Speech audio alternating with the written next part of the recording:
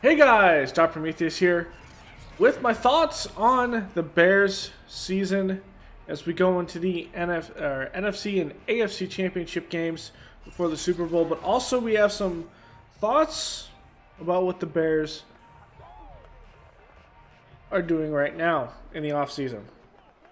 Coaching hires and things like that. So we'll start off with the old regime. This might be a little longer video, but we'll kind of go through it.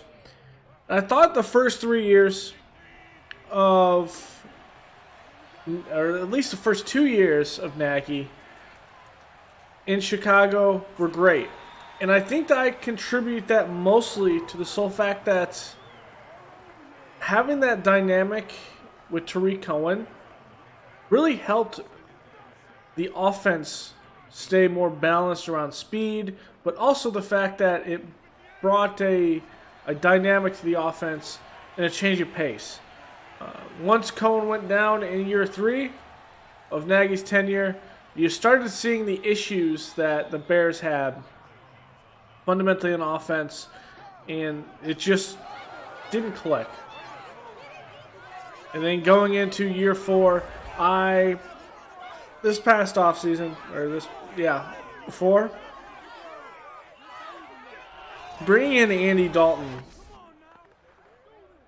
was silly after the draft. Before the draft, I kind of acknowledged the fact that you have to bring someone in because you don't know how the draft is going to shape out. So you bring him in for $10 million. And then you have Foles on the roster. You can't move Foles. His contract's outrageous. And so the idea from there is you let Mitch go. Mitch signs with Buffalo for $2 or $3 million. And you say, what? You get Fields in the draft. And then you can't move Foles. I mean, you're kind of stuck with the fact that you never thought you were going to get Fields. You trade your first-round pick yet again. So the Giants have 2 top 10 picks, or at least the Bears pick is around 12, so close to top 10. And you go to the point to where the offense just looked anemic at times. Of course, you didn't have that change of pace with Cohen. Still working through the ACL injury. And by the time he probably could have played, it wouldn't have mattered. So they were already out of it. See a great interception by Duke Shelley there. But it just was not great across the board. On defense, the defense grew. Having Gibson do some pass rush was great. Quinn had a great season. Roquan still working, still doing that good stuff in the 3-4. And it was just a great job across the board for the defense with the talent they had. There was some games where the defense struggled on the back end, particularly in the secondary, between the safeties and the corners. Young talent. I mean, you're going to have that. And with Desai being a first-year defensive coordinator, at least he did show some promise in being able to change on a week-to-week basis to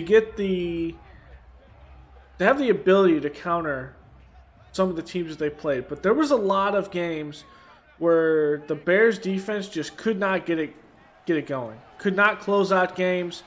The offense couldn't create games in some aspects, and the red zone offense was just terrible across the board. I mean, that's I guess there's not much to say about this defense. I mean, or the offense for that matter. It kind of made me speechless in a bad way. Just not great across the board. The fact that we've given up multiple first-round picks, while Khalil Mack was great, it didn't really go to anything. And really 2 playoff bursts, and one was kind of a miracle.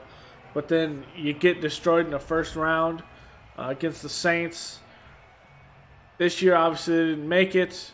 I don't think they were really in any threat to make it to begin with because they couldn't close out games. And, well, we all know about the double doink issue at that. So not great in that. When it comes to the GM position, I thought in some aspects some of it was good. Particularly the late round picks. Montgomery was, a third round pick. So that was great. Gibson on the line. That was another third or fourth round pick. That was good. You had a couple of other good late round picks. Particularly, I think there was another one with Tonga being a third round pick. He played good on the line. And then there's been some great picks in the second and third round. The biggest issue I had is you took Cole Kmet in the second round. And I've said this in I don't know how many Bears videos and how many Madden videos to begin with. Instead of Antoine Winfield Jr., that's kind of where the GM lost me at that. You traded for Khalil Mack. You have an issue with safety. And I think majority of that season, they end up playing mostly a safety as a third linebacker because Trevathan ends up going into the season hurt, I think it is. And you could have used Sean Gibson or maybe even Antoine Winfield Jr. as a guy that flexes in to that middle linebacking spot instead of Bush or Houston Carson.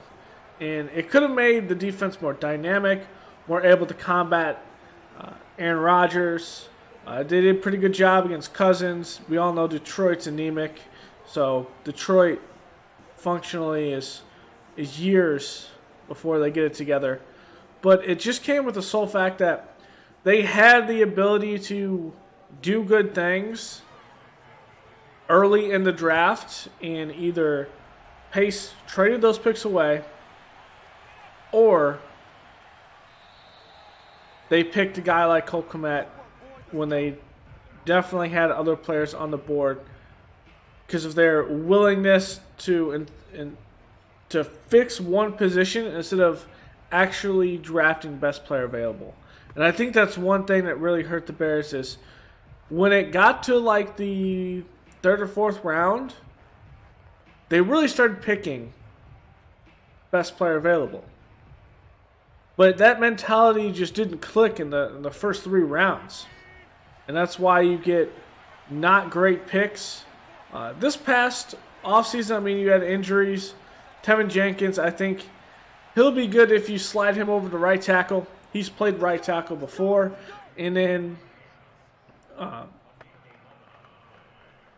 mean, what are you going to do with left tackle? Jason Peters is 41 at this point. There was just some questionable things, and Band-Aid makeshift things that were done at the beginning of the season in which we all knew what this season was going to be. This season was going to be the last time of Nagy, his last ride. It was done and over, and really they wasted what could have been a decent roster yet again, but at least on defense. But ultimately, the firing of Ryan Pace and Matt Nagy was needed. And now that I'm looking at the season, it probably should have been done the year prior, but what do you do? Now, going into the outlook of the Bears, and my thoughts with the new hires. You got a lot of new hires on the Bears. So, after Nagy was fired, I thought about the fact that maybe I'd want to see like maybe Dable from Buffalo or something like that. But if actually, as this offseason's kind of gone on, I see the biggest thing that the Bears lacked wasn't production, but just discipline. far too many times, especially going to games, the 2 or 3 games I went to in person, the Bears lack fundamental discipline. The Ravens game, lack of discipline on the back end allows the Ravens to win that game. 49ers game, lack of discipline on the back end allows the 49ers to march down the field and win the game. But also the fact of the offense actually clicked with Dalton after Fields got hurt or injured. But that's the function of the Bears having an offense for 2 different quarterbacks and opening up, which was kind of weird at that. What a throw by Rodgers. But it just fundamentally lacked discipline and accountability. And I think that's one of the things that we're going to see Matt Eberflaus come in as a new head coach and demand. Although a defensive mind, we're going to see probably him, I would imagine, probably playing, calling the plays. But I think he's going to demand accountability and discipline in all phases of the team. And I think that's really going to help out the Bears in the long run, particularly on defense, because it's a good roster. Although we're going to probably go back to the Rod Marinelli, Lovie Smith era days, we'll be back to a Tampa 2 4-3, so there'll have to be some changes. But with the fact that Eberflus has the ability to coach a guy like Darius Leonard out of a small school to become a Pro Bowl linebacker, I'm not worried about the change of scheme at that particular instant. But I think his demand of accountability on all phases of football is you're going to see a better product on the field. I mean, what, you have players fighting. We give up the Steelers game on a Cassius March on a taunting call when he could have just, hey, make your sack, go to the sideline. Be humble about it. Do your celebration towards the fans, go to the sideline. Or fighting. I think one particular game, there was some unsportsmanlike conducts that ended up accounting for the other team to have the ability to go down the field and still be in the game later because those penalties gave them a touchdown or a scoring drive early in the game. And I don't expect that Eberflus is going to even tolerate that kind of stuff. And I think that's where it starts for the Bears, is more disciplined play on defense. That is what has to happen. But also, I do like the hiring of Ryan Poles, and I'll tell you why. While he's a younger GM, 36, and spent a lot of his times with the Chiefs, so you have that Chief connection.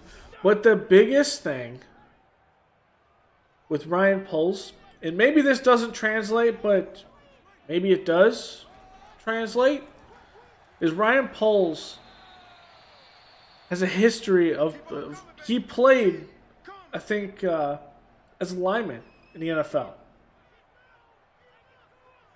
So, I mean, he also had total control over the coaching search. So, essentially, the Bears had the interview process going. And I was under the perception that maybe they gave him a numerous amounts of choices from what they had. I would imagine that they gave him maybe the interviews were recorded, or maybe he was brought on earlier, and some of those guys were actually considered. And I think the fact that Poles has the control to bring in his own coach from the start, unlike what Pace had to do, wasted a year with John Fox with different mentality. And then we have Poles come in. He picks Eberflus, and Poles, hopefully that translates to being able to evaluate for the scouting department-wise, that history of being a player personnel scouting guy, that he could see some offensive line talent and change it.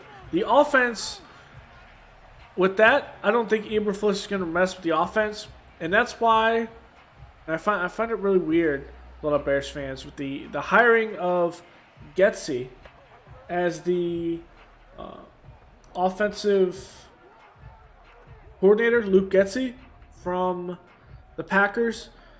People are saying it's a bad hire because the guy's a nobody, and I'll give you my opinion, my viewpoint of this, and this is kind of why it connects to the Packers. So you have LaFleur, who is the head coach. He calls the plays. Their OC, Nathaniel Hackett, I think his name is, left and took the job in Denver, likely because they probably want to entice or maybe poach Rodgers from Green Bay, who knows. Because they also want to poach over from reports, likely also a couple more offensive coaches from Green Bay. Denver does with the agreement with Hackett. But Getsy comes in as being a quarterback's coach for Aaron Rodgers. Now people are saying, well, what did he really do? Aaron Rodgers was winning trophies before he was ever quarterback's coach. Well, yes, that's true.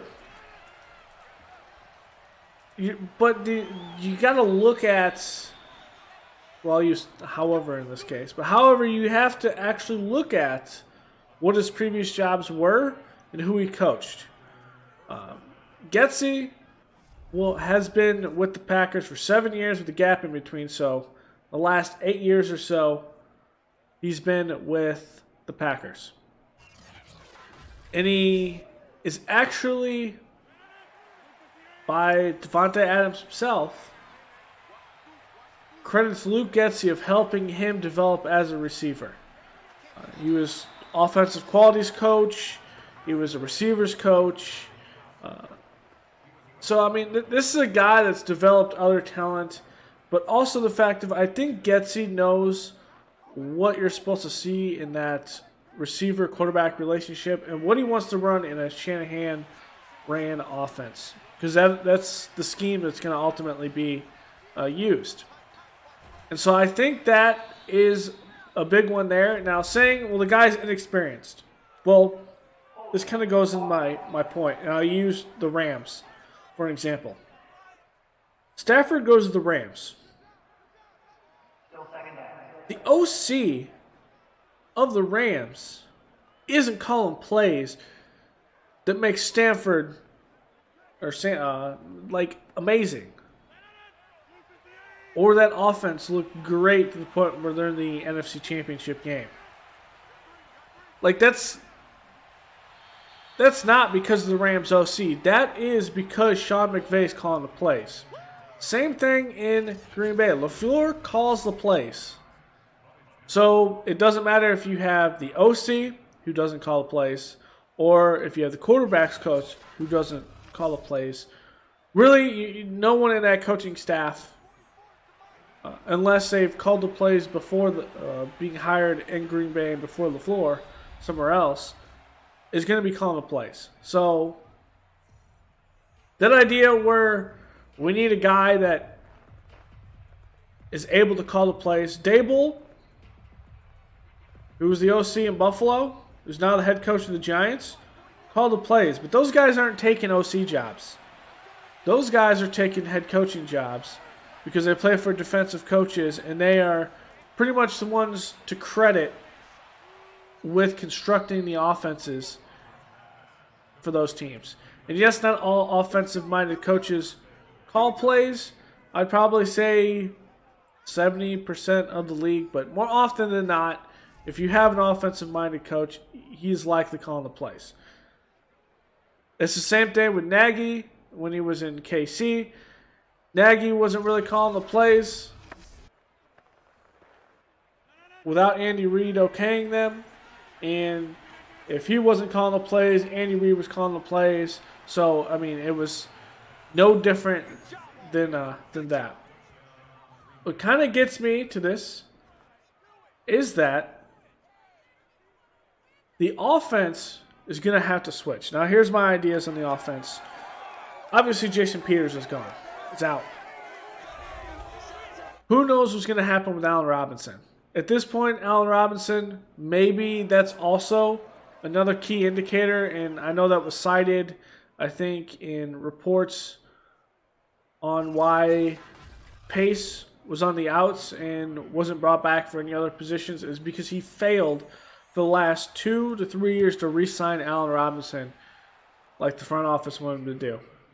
And maybe that changes with the new GM.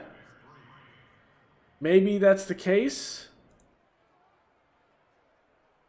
with Ryan Poles, but if that's not it, then you got to think about, you have Mooney, and I don't think Davante Adams is leaving Green Bay. If Rodgers stays,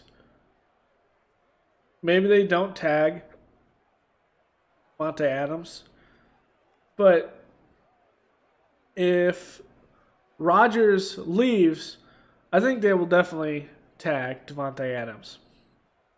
So I don't think that is even a remote thought in that. So who do you go as your number one receiver? I don't know at that point, but I think Allen Robinson needs to get a deal from this. And I think Ryan Poles will end up actually giving it to him. Offensive line, I think you take Tevin Jenkins, like I think I mentioned this before. You kick Tevin Jenkins out the right tackle position. He's played that position before. At right guard, you have Whitehair. You have Mustipher play center. At left guard, or better yet, I'd say at right guard, you have Larry Borum play. At center, you have Mustipher. At left guard, you'll have Daniels play. Or maybe I have the guards flipped, but kind of flip that. And then you got to figure out your left tackle position at that. And I say you, at this point, Whitehair's pushing 29-30. I think you trade Whitehair at this point. Yes, he's a good offensive lineman, and that's why I would trade him, because he has the value there. But I think you trade him there and get some good value with that. Tight ends, well, it's going to take a while to even think about what you're going to do there. But offensively, I guess we'll see what they put. It's going to be a Kyle Shanahan kind of scheme. So we might see, hopefully, some Tariq Cohen mixed in there, because I think Cohen will be back next season at this point.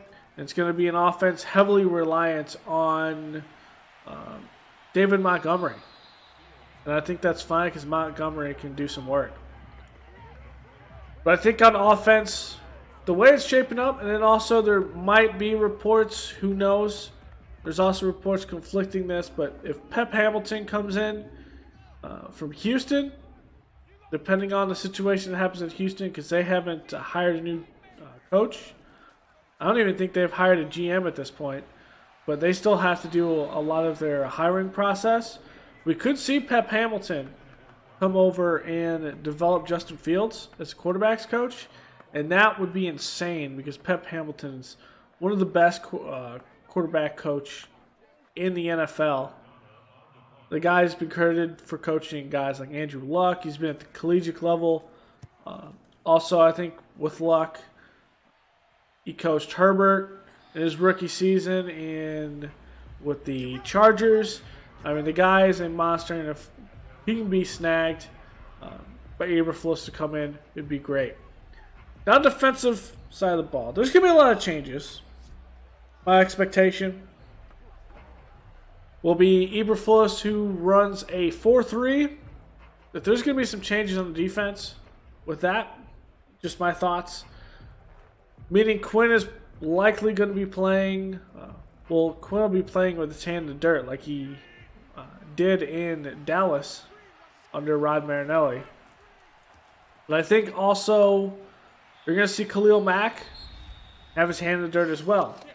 So that brings out your Gibson, who's never pass rushed with his hands in the dirt. We'll see how he does with that. I think he's capable of doing that. The inside guys, what do you do with Akeem Hicks? His contract expiring, so who knows if they're going to bring him back. Tonga, the big body guy, I think he would be good in the inside in one of your positions. But then also you have Val Nichols would be good as well. But maybe we see a hybrid defense as well, because we know Eberflaus has had some coaching experience under some 3-4, so maybe you see some 3-4 schemes out there. Maybe you see some wild stuff like that from Eberflaus. But I would expect a Lovie Smith, Rod Marinelli era defense. Tampa 2, meaning Roquan is not going to be that middle linebacker position, but likely playing the same position, kind of like Lance Briggs, which was a right outside linebacker, I think. Meaning you need to bring in a middle linebacker. You need to bring in a pass cover left outside linebacker, or maybe actually it's a run stopping left outside linebacker in that. So you need to bring in him. Maybe you do with Ogletree. Maybe you have that already. And then it comes to the point of you need a middle linebacker. You need someone with some range and someone that can make some plays. But also I think you need another corner. I thought Thomas Graham did great. I think he's a slot corner. I'm not sure if he could play on the outside. That's one thing that we'd have to see. But I think, though, he could play on the outside if he needed to.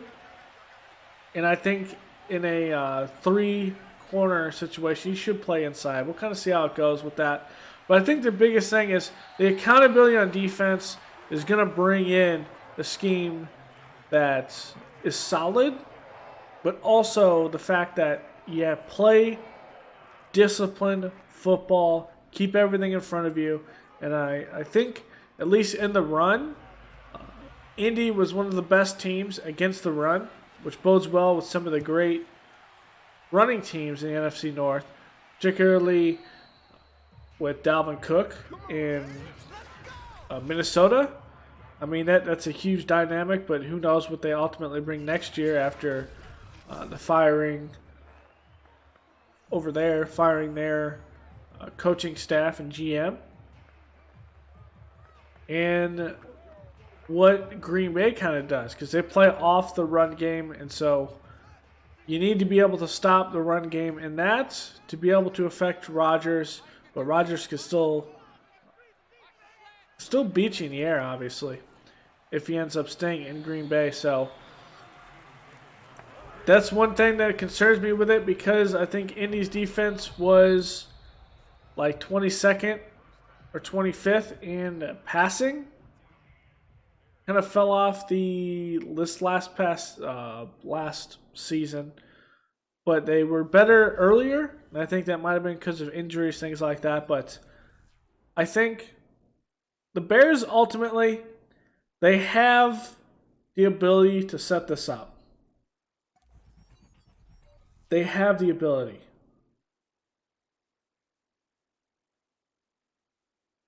The biggest thing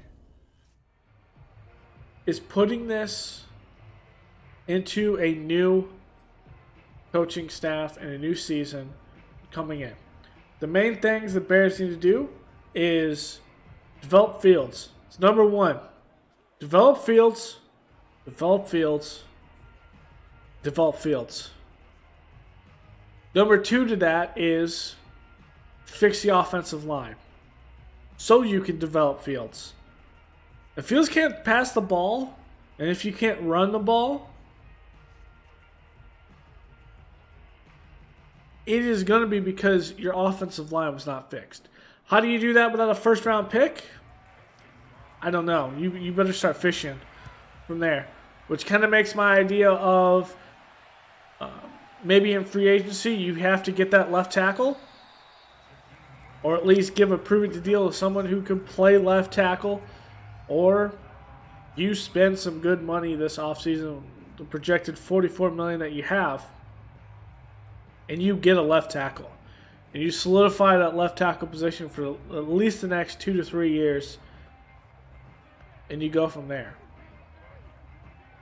3 is you need a corner opposite of Jalen Johnson.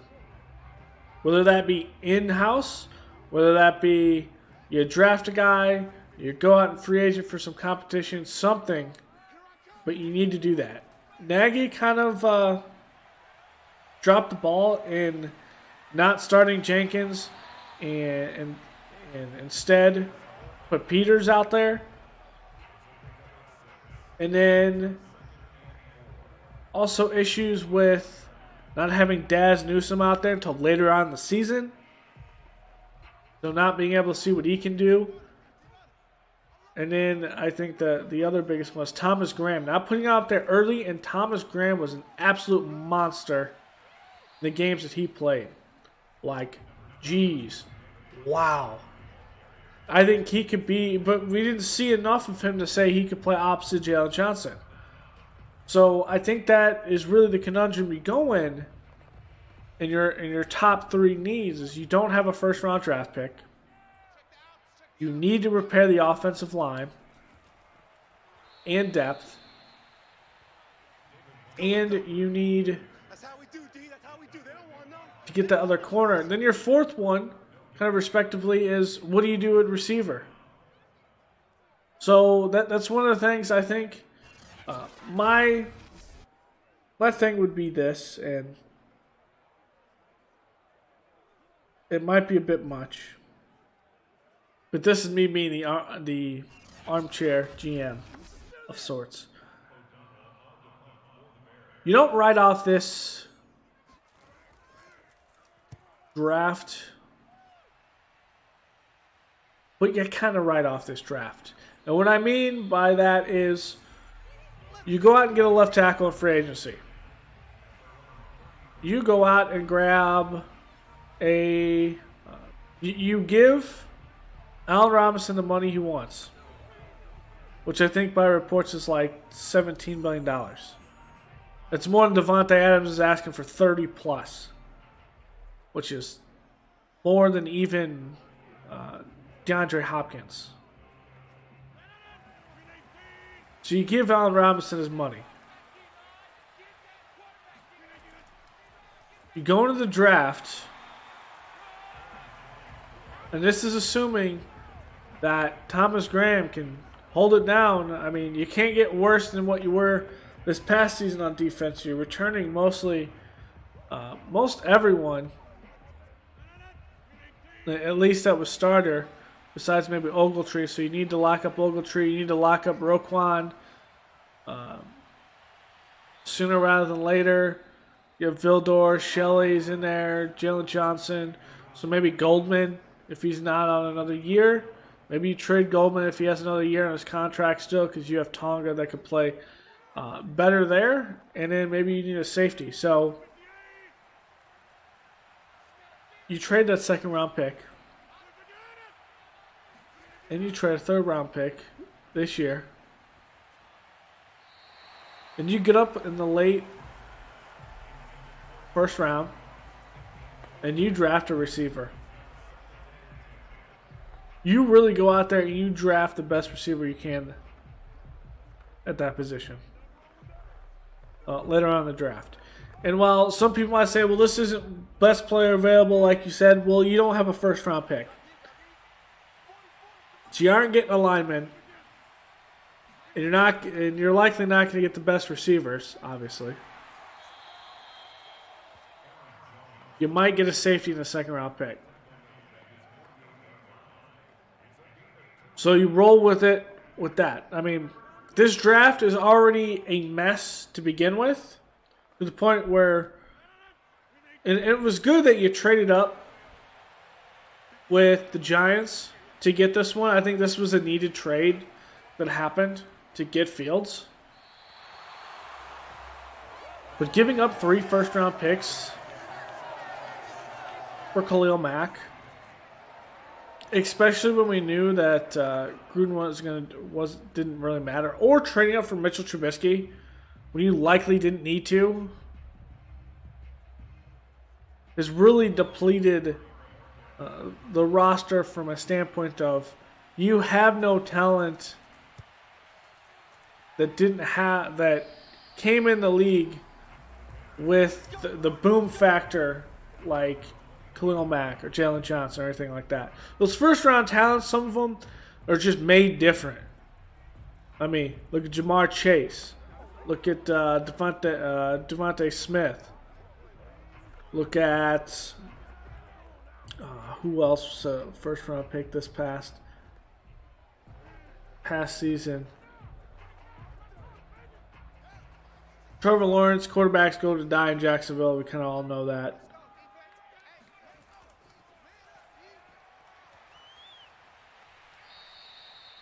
San Fran used their Trey Lance in some spots that were big, and he did play in some spots, but I mean, it's Jimmy Garoppolo at that is just Jimmy Garoppolo, and that offense is insane to begin with. But I mean, you get the point. What I'm trying to say here is first round talents can come in and make an immediate impact if you're smart. And I think that is a good play and a good thought idea when it comes to getting a receiver. Because I think you need 2 receivers to get by. But many teams have 3 receivers. Look at the Bengals right now. T. Higgins, Jamar Chase. And I always forget the other receiver, even though I've played the Bengals franchise before. But he's also really good. So you have the 3 receivers there. Look at the Chiefs. Hardman, Hill, and I'm blanking again on... And then they kind of rotate that third guy, but they have a couple of them that are good, like Pringle or anything like. But Travis Kelce is just that much better with that. And look at, say, the Rams. Cooper Kupp, Van Jefferson, and then they had the guy that got injured. I just can't think of these third receivers at all. But their other third receiver got injured earlier in the year.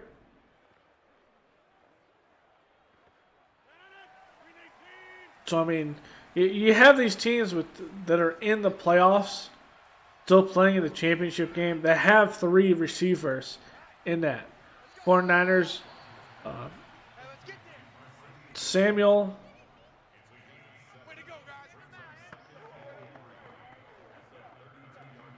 God, I'm forgetting these ones too. You have Samuel, Ayuk, that's played pretty well, and then they're kind of third as a tight end with that as well. So, I mean, you're talking about teams that get 3 good receivers, or kind of the tight end, or maybe even 4 good receivers in a tight end. And that's what makes them so dynamic in that, and being able to create mismatches. And the Bears don't have that. The Bears just have Allen Robinson, Darnell Mooney, and that's it. You have some speed guys that can do some stuff, but like Grant has some speed, but you're not going to see anything crazy. I mean, you don't have any legit big receivers like that, and that's one thing that kind of bogs down the fact that those big, good receivers, you need them in the top of the draft. Otherwise, you're just guessing at that point. So, some of the other things going on right now with the Bears is Eberflaus is thinking about the fact that he has to actually go through, and this isn't about being better, although that's kind of the road that leads to it, but it's all about the fact of coming in, taking the division, and by taking the division, make a deep run in the playoffs. And that's your goal. I mean, everyone kind of came in. Lovie Smith did the whole, we just had, my main priority is beat the Packers, because at the time, if you beat the Packers, it means you could beat not just the bad teams, but a good amount of the good teams to make it into the playoffs. And I think that the same at this point kind of reconciles with that. Is if you can win the division, it means you have a chance to make a deep playoff run, which means you went through Aaron Rodgers to win a division, or you went through some of the powerhouse teams and their offenses as they get better. Because I think the Vikings, will only get better. And I think the Packers might have a point where they get worse before they get better if Rodgers leaves. But those are the two teams you gotta think about beating. And those two teams, if a couple things are different this year that happened for them, those teams are in the playoffs. We know the Packers kind of took the 1 seed in the NFC. So, if you beat the Packers there, that means you took the 1 seed. So, I think we're back to a Lovie Smith area of just to beat the Packers is what it is. So, that's going to be enough, because otherwise I'm going to be rambling even more. This is a long thoughts, kind of winged it, and I have a lot of hope with the signing with Eberflaus compared to what is going on in the rest of the league right now. But ultimately, time will tell, and it will be all about what products are put in the field. And I think our first glimpse of what the Bears want to do, both defensively and offensively, by the GM and head coach, are going to be in March.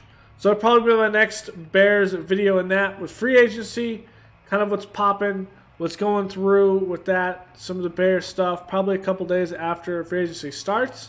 So we'll see a lot of the signings and stuff like that. Maybe we'll have a big signing for the Bears in that, and that'll be the next one. But I think free agency will really tell us if this Bears coaching staff is serious about bringing a Super Bowl to Chicago, Super Bowl championship to Chicago, but also serious in coming through and fixing some of the mistakes and some of the issues the Bears have across the board. So, thanks for hanging out. A lot of rambling. The Bears season, this season was just, I have no words. It was horrible. Hopefully you all have a fun time on today with the championship games, and fun time watching the Super Bowl, whoever that might be. And stay safe during that weekend. So I will see you guys in the next video. Later.